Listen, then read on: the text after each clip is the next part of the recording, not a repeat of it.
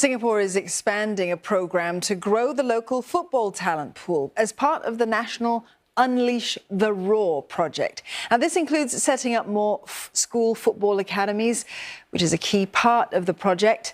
Players can also look forward to a National Football Development Centre. That's from July. More training stints overseas as well as scholarship opportunities. Alif Amshah with this report. Lutfi Safaikish fell in love with football when he was just 6, and his passion has bloomed ever since. His goal one day, to represent Singapore on the world stage. That's like the biggest achievement you can get, and also I just want to feel like I'm part of something and feel like I can be a role model to people. At 14, he's got the ball rolling. He's among 20 players who were chosen to attend a month-long training stint in Spain last year under the Unleash the Raw project. It's a good experience because we get to learn a different football culture, like get to learn the tempo of the game, different tactics, and also like the culture over there, like the environment, the weather. There are now 12 school football academies across Singapore, including 2 dedicated for girls. I haven't had a lot of opportunities to play football as an official team since young. I've always enjoyed playing football because my brother used to play, and I was inspired when he said it was very fun. So I gave it a go and it was like way more fun than I thought. We want to groom the footballers for the future actually. Yeah, so let's see how many of these players can make it to the national age group.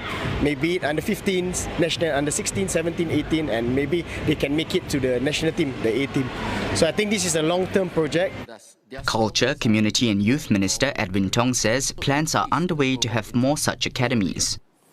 These SFAs, together with the Singapore Sports School, the Active SG Football Academy, as well as all private clubs and academies in Singapore, they provide a broad base of participation for us to identify suitable talent. And this will be our foundational base. We will put in place a national framework to systematically select and develop the best players from this broad base. There will soon also be a scholarship program to better support promising talent.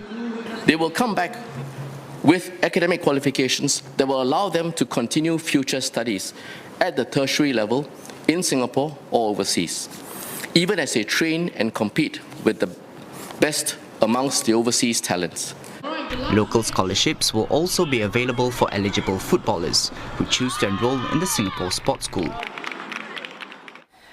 One MP also asked if there is a possibility for young, talented male footballers to have their NS enlistment delayed. Let's say, for example, Liverpool Youth would like to sign one of our players or 2 of our players as a chance to go on and play in the Premier League. Would this be a consideration for us to allow them to pursue that path, that career, put Singapore on the map, as it were, but of course, never forgetting that they have to serve their national service liabilities eventually in the future? You can consider early enlistment. I think that's within our control and within most of the athletes' control. But in terms of deferring national service or going in later, then these are broader questions that need to also engage other considerations. We have found actually in our own experience, and we have collected several data points, not just for footballers, but athletes as a whole, that typically an early enlistment, where available, is preferable to the athlete's development.